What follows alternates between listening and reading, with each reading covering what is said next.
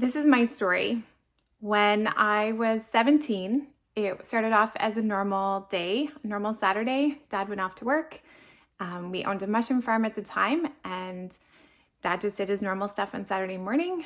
And a couple of hours later, we had people arriving at the door telling us there'd been an explosion. They couldn't find my dad, but his truck was there. And over the course of the next couple of hours, we learned my dad had been killed in the explosion, and my whole life changed in a heartbeat. Um, at 17, it's a really traumatic experience, let alone when something like an explosion happens. I became incredibly angry. I became incredibly depressed. I had no idea how to navigate all the big things that come with being 17. I had to start university. I had to graduate high school. I had to do all of those things.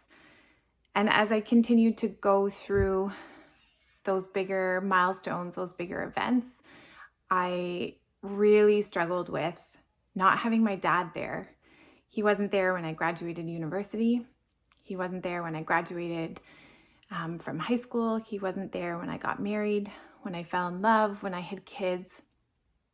And it was really hard. It was really traumatic for me and my family.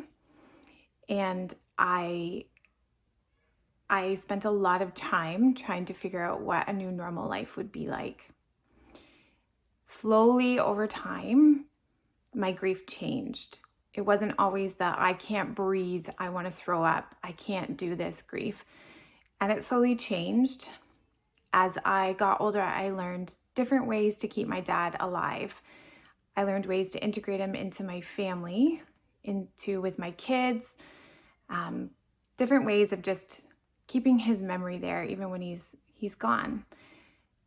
There isn't a day that goes by that I don't miss my dad, that I don't long for him to be there, watching my kids grow, watching me take on new tasks or accomplishing things I never thought I would. But I've learned how to live with it. And as my grief continues to change, I'm learning more and more ways to just continue to cope.